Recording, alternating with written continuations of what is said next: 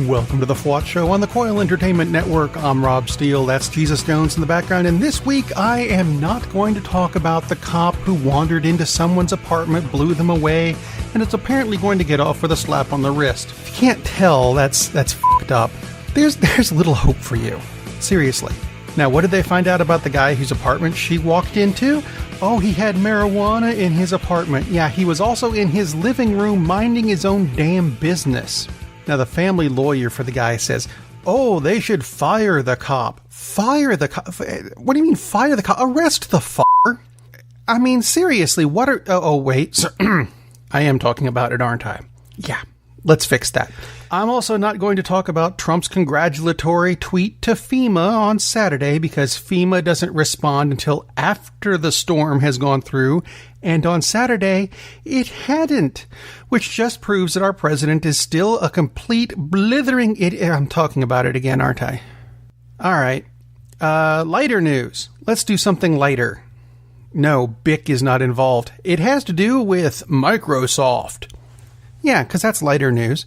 There's an update coming for Windows 10, and when it gets here, it was first reported by CNET that if you get this update and then try to install Google Chrome or Mozilla's Firefox as a new browser, a window would pop up and remind you that you have Microsoft Edge, the biggest, fastest browser out there, and, well, it's not. It says it's safer, it says it's faster, and it's been proven. It just isn't. It's the Donald Trump of browsers. It's bloated, it's slow, it's unsafe. It's Donald Trump. It's so bad, actually, that of the top 5 browsers, Chrome being number 1, Firefox is on there, the old version of Microsoft's browser, Internet Explorer, is on this list. Edge is number 6. That's right. Of the top 5, it's number 6. 2% of the country use it. 2. It's free. It came with Windows. Does anyone want to use it? No. Why? It's crap. So, this update that says, hey, you've got Microsoft Edge, why don't you use that, has already been removed. I think that's funny. But speaking of things that have been removed, and this one makes no sense to anyone, including people in its own state, Texas has announced that they're going to be removing Hillary Clinton and Helen-Keller from all of their school curriculums. Not going to teach anything about the first woman ever nominated and running for president in a major party, and not going to teach about Helen-Keller, who, despite being deaf and blind, was, one of the biggest disabled community advocates ever? But no, not going to have them in the curriculum because why teach about women? There's just women folk, and we don't need to learn about that. Yeah, you kind of do. Even Texas state legislator Chris Turner popped up on Twitter, because that's the only place you can do this anymore, and said, I'll quote, if Helen Keller was an important historical figure when I was in school, and she was, then she still is today. Teach her in the schools. But speaking of Texas, oh, poor little Rafael Cruz. I'm not going to call him Ted. I'm just not. He started a campaign to get reelected because it's coming up in November. And he's doing something that is, let's see, what's the word I'm looking for? Illegal. What? A Trump friend doing something illegal? No, can't. Yeah, he is. He's sending letters to senior citizens and making them look an awful lot like court summons. And you have to come to court unless you pay this fee. The fee is actually a donation to the Ted-Cruz Help Reelect Me board, or whatever it's called. His super PAC? I don't care what it's called. You can't do that. It's illegal. So if you live in Texas, Beto O'Rourke. He doesn't pull shit like that.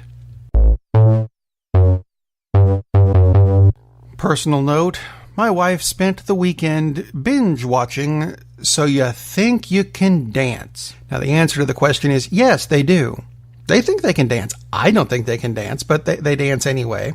And as I wandered through the living room, I saw 3 women take the stage. And the music started, if you want to call it that. And this is not because I'm getting old. These were 5 notes repeated on a mid-70s Casio synthesizer while someone said something about a bump.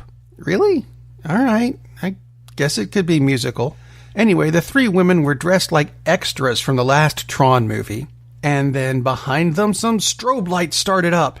And all three of them had simultaneous seizures.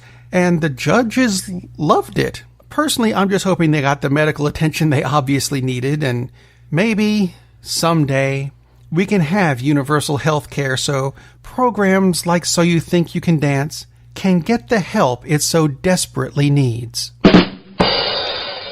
Bad headline of the week kind of comes from the world of sports, but not as such. I'm not making fun of the story.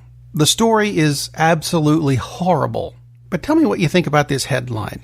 The headline is, and I'll quote, "Christian college punished football players who raped and beat a student with an 8-page essay." Now that's how I read it. And I am not making fun of a player who got raped. Or even beaten. That's still, okay, maybe not quite as bad, but beaten and raped is not a good thing. What got me was the way that was phrased was that they raped a student with an 8-page essay. And try as I might, and I even consulted a friend of mine I went to high school with who works in a sex shop. She just does. And I asked her, "Do you sell 8-page essays? Because that may be a sexual device that I'm not familiar." And she said, No, we don't sell those.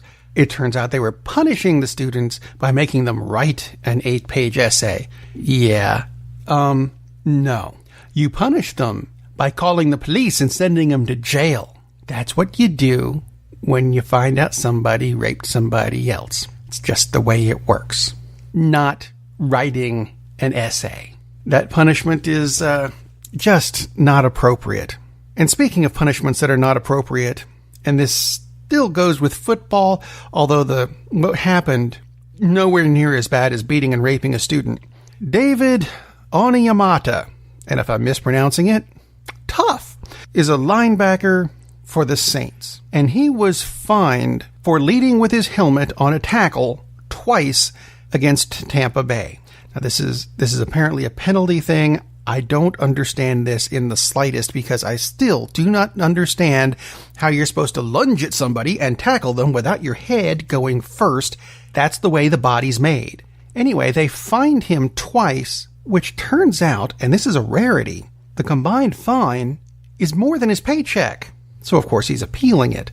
And I think he may have something to go on here because earlier in that game, the Tampa Bay quarterback ran a quarterback sneak, or whatever the hell it's called now, round the end, and as he went into the end zone, he was going to be tackled, but he put his head down and led with his helmet when he ran into the defender who was trying to tackle him. Was there a penalty? No, there wasn't. So if you're going to find David-Onyemata, you need to find quarterback Fitzpatrick, whatever the hell his first name is. I didn't bother to look it up. Do you agree with me on that? I think you should. I doubt the NFL does. But I don't care about the NFL either. Anyway, if you have any comments or questions about the show, contact me through the website, the-fwot-show.com, where there's buttons for Facebook and Twitter and email and all that good stuff. There's also buttons for iTunes, the Google Play Store, and YouTube, and Spotify, and all that stuff where you can subscribe to the show, which is a good idea. And there's also the button for the Fwot Shop, where you can pick up a t-shirt or a hat or a coffee mug or something. All the proceeds go to support the Coil Entertainment Network so we can keep the shows free. How hard is that? Besides, the shirts look nice. I'm wearing one now, so there. Anyway, I'm going to end with a quote of the week. It comes from Michael Moore, who is someone that a lot of people have problems with. Personally, I don't care about the guy one way or the other. But he did have a good quote. It has to do with El Presidente, Donnie Trump. The quote is, "The only thing left to decide about Trump is, do we try him as an adult? I don't think we should, but that might just be me." Anyway, have a good week, everybody. We'll see you next time.